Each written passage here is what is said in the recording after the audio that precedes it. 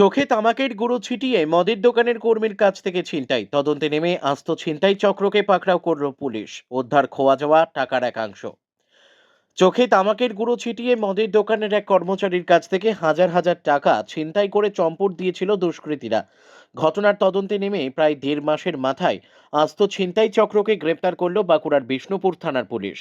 ধৃতদের কাছ থেকে খোয়া যাওয়া নগদ টাকার একাংশ ও বেশ কিছু নথি উদ্ধার করেছে পুলিশ। স্থানীয় সূত্রে জানা গেছে, বাঁকুড়ার বিষ্ণুপুরে একটি মদের দোকানে প্রায় 10 থেকে 12 বছর ধরে কাজ করে আসছেন বিষ্ণুপুর শহরের বাসিন্দা তপন চক্রবর্তী।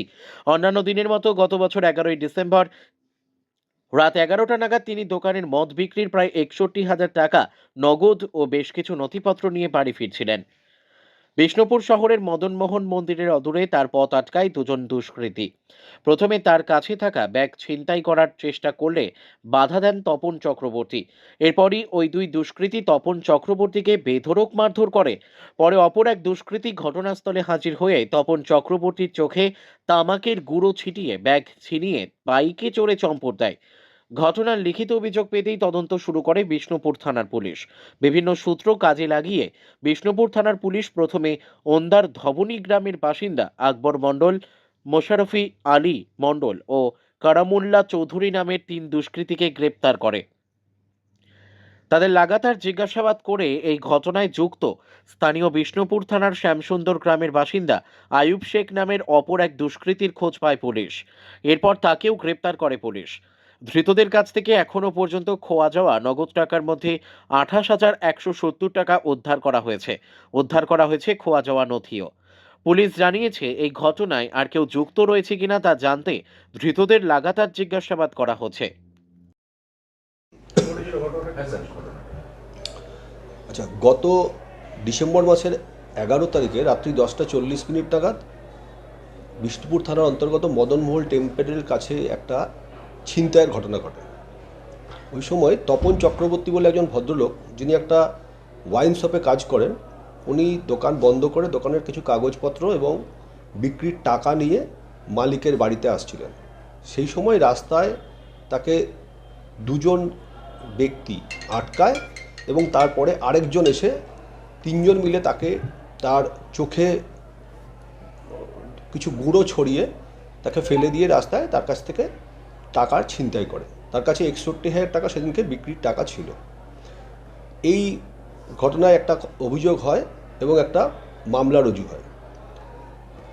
এই কেস যখন রেকর্ড হয়, তারপরেই বিষ্ণুপুর থানার আইসি রানা ভগত এবং তার যে টিম আছে, পিসি টিমের কৌশিক চৌবে, বাহাদুর সাব ইন্সপেক্টর, এরা অত্যন্ত দক্ষতার সঙ্গে আসামিদেরকে প্রথমে আইডেন্টিফাই করে এবং এই ক্রাইমটা ডিটেক্ট করে। এরপর তারা ওন্দা থানার থেকে 3জন আসামিকে অ্যারেস্ট করে, যাদের নাম হচ্ছে আকবর মণ্ডল, মুশারফ মণ্ডল এবং কারামুল্লা চৌধুরী। এই 3জন সেদিনকে এই 3 আসামি মিলে সেদিনকে ওই তপন চক্রবর্তীর কাছ থেকে ছিনতাইটি সম্পন্ন করে। এদেরকে পিসি নিয়ে যেটা জানা যায় যে ওই গ্রামেরই আয়ুব শেখ বলে এক ব্যক্তি, যে কিনা ওই দোকানেই 3 বছর আগে কাজ করত, সে এই ছেলেদেরকে ডেকে নিয়ে এসে এই ক্রাইমটি করায়। টিপ হিসেবে এই খবরটি দেয় এবং তারপরে এই ক্রাইমটি সংঘটিত হয়। পিসি পিরিয়ডে নিয়ে আমাদের যে তদন্তকারী অফিসাররা অত্যন্ত দক্ষতার সঙ্গে তাদের কাছ থেকে চুরি হয়ে যাওয়া টাকার 50% রিকভারি করে এবং ওই যা কাগজপত্র ছিল, বিল এবং রেজিস্টারের কিছু পাতা, সেটা ওদের কাছ থেকে রিকভারি হয় এবং যে মোটরসাইকেলটি নিয়ে তারা ক্রাইম করতে এসেছিল সেই মোটরসাইকেলটিও রিকভারি হয়। এই টাকাটা আমরা কোর্ট প্রসেসের মাধ্যমে কীভাবে ফেরত দেওয়া যায় সেই প্রসেস আমরা দেখছি এবং আজকে তাদেরকে আবার আমরা কোর্টে প্রোডাকশন করছি ফার্দার পিসি প্রেয়ার দিয়ে। 7 দিনের প্রেয়ার করবো। 61,000 টাকা ছিল। রিকভারি হচ্ছে প্রায় 28,000 সামথিং, মানে 28,500 টাকা মতো। এর সঙ্গে কি আর কেউ জড়িয়ে আছে মনে হচ্ছে? আর একজন জড়িত থাকলেও থাকতে পারে, এদের জিজ্ঞাসাবাদ চলছে। সে ওদেরকে খবরটা দিয়েছিল কাজটা করার এবং বাকি 3জন মিলে এরা এই কাজটা করে। এটা একটা সরকারি মদের দোকান। কি হয়েছিল ঘটনাটা? ঘটনাটা আমি 11/2025 মানে আমি দোকান বারটা বন্ধ করে আসছি, মায়ের রাস্তায় আমাকে দুজন এরকম মাখিয়ে ছিনতাই করে ব্যাগটা কাড়ি নিয়ে চলে যাও। আর একটা মোটর সাইকেলে এসে তোরা দুজন চেপে চলে গেল, মারধর করে আমাকে। আমি চিৎকার করেছিলাম, খুবই বাঁচানোর জন্য চেষ্টা করেছিলাম নিজেকে টাকাটা, কিন্তু আমি টাকাটা নিজেকে রক্ষা করতে পারি না। ওরা মারধর করে আমার কাছ থেকে ব্যাগ ট্যাগ এবং দোকানের খাতা চাবি, দোকানের চাবি সব নিয়ে চম্পট দিয়ে দিল। হ্যাঁ, এই জন্য আমরা শুনলাম যে বিষ্ণুপুর থানার থেকে ওদিকে নাকি ধরেছে। খুবই উপকূল, খুব ভালো লেগেছে। এতে অনেক মানুষের, জনসাধারণের খুবই মানে আস্থা আসবে পুলিশের উপর। তার জন্য বিষ্ণুপুর থানাকে এবং প্রতিটি পুলিশ মেয়েকে আমি খুব ধন্যবাদ জানাচ্ছি। মানে আমিও কর্মচারী একজন, আমি যে এইখান থেকে মুক্তি পেলাম একটা, যে মালিকের কাছেও আমি নাহলে চোর সাজলাম, যে মালিকও ভাবতো যে কী জানি আমি যোগ সাজেশ করে করলাম কি না। এই জন্য আমার খুব ভালো লাগছে। বিষ্ণুপুর পুলিশ প্রশাসনকে আমি খুব ধন্যবাদ ওই জানাচ্ছি। দিন ছিনতাইয়ের পর আপনি কি করলেন?